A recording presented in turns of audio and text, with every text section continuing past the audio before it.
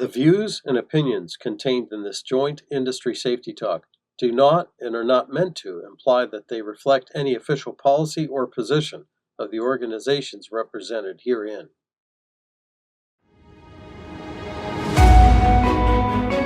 Hello, I'm Pete Kaplan, and I work as the Director of Health and Safety at JMT. I'm also the Chairman of the ACECPA Safety Task Force. This video focuses on a topic that affects both construction and transportation workers, which includes PennDOT, the Pennsylvania Turnpike Commission, and the companies associated with ACECPA, as well as the APC and their working member organizations that they represent. As we go into the peak of the construction season, it's crucial to refresh our safety knowledge as it pertains to hazard identification. The importance of hazard identification plays a key role in reducing accidents and injuries in the workplace. In order to take appropriate corrective actions, employees must first recognize the hazards they typically face and some practical ways to mitigate those hazards. Let's look at some common areas that we all should be addressing. The first thing that all construction and transportation employees must learn is the hierarchy of controls and how it relates to workplace safety. The goal of any safety control is to reduce an employee's exposure to a hazard. The intention is to eliminate or substitute hazards first, then implement engineering controls like machine guards. Administrative controls, such as rotation schedules, are particularly important to help decrease employees' exposures to environmental hazards commonly found in the construction and transportation industry that could lead to immediate or chronic health issues over the course of time. Exposure to noise and vibrations from different types of tools and heavy equipment can lead to several types of persistent physical and ergonomic injuries. Strains and sprains to wrists, hands, and back are the most common type of injuries associated with the construction and transportation industry, especially when employees are in prone and static positions for long periods of time. Finally, personal protective equipment, or PPE, serves as a last resort. For instance, when working at heights, we prioritize fall protection measures according to this hierarchy: guardrails, which is engineering; strict protocols, administrative; and appropriate PPE like harnesses, which is a form of PPE.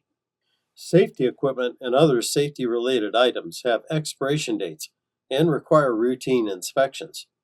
Many employees do not know that when items are exposed to the sun, extreme hot or cold temperatures and just normal wear and tear can cause any tool or piece of safety equipment to become damaged. Always routinely inspect items from manufacturer guidelines and/or OSHA standards. Some items, such as fall protection equipment, harnesses, and ladders, for example, must be inspected before each use, while some safety equipment, such as fire extinguishers or first aid items, may need inspected monthly or quarterly.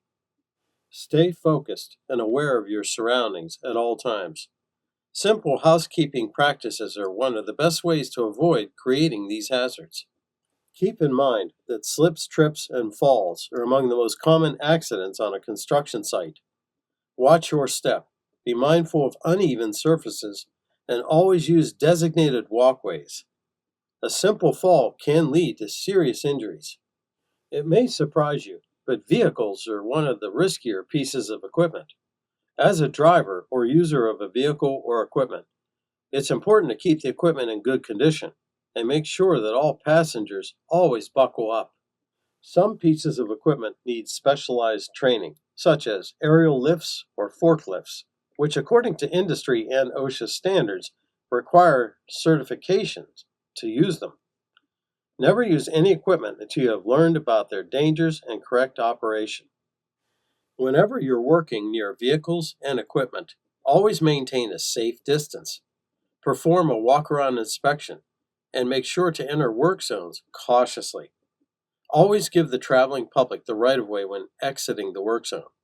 Remember, clear communication and visibility are essential in preventing accidents involving vehicles.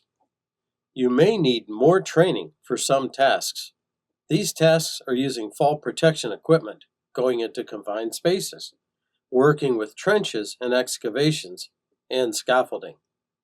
Working at heights greater than 4 to 6 feet requires fall protection and competent persons available to address safety concerns as needed. Employees must have adequate training and equipment for the task at hand. For specific work, such as confined spaces or trenches, you must complete comprehensive training on how to perform the work safely. We must assign competent persons for each task, people who have the skills and authority to evaluate hazards and stop work if needed. Besides physical dangers, we also need to pay attention to environmental hazards. When there is a possibility of encountering ticks, snakes, or spiders, choose strong gloves and boots, and remember to cover your legs and arms. Also, think about what hazards you may face for noise, respiratory, and chemical exposures.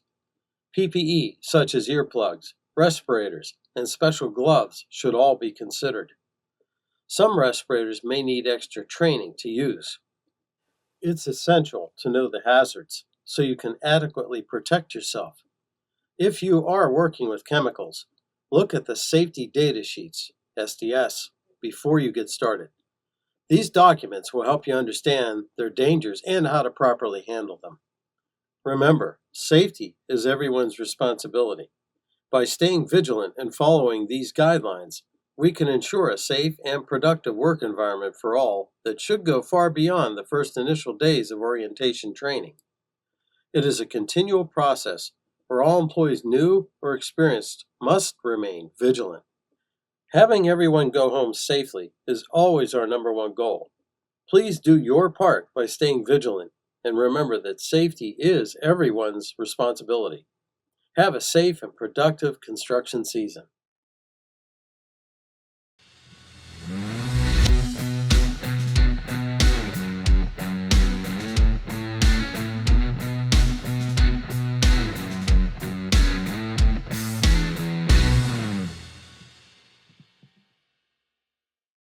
The views and opinions contained in this joint industry safety talk do not and are not meant to imply that they reflect any official policy or position of the organizations represented herein.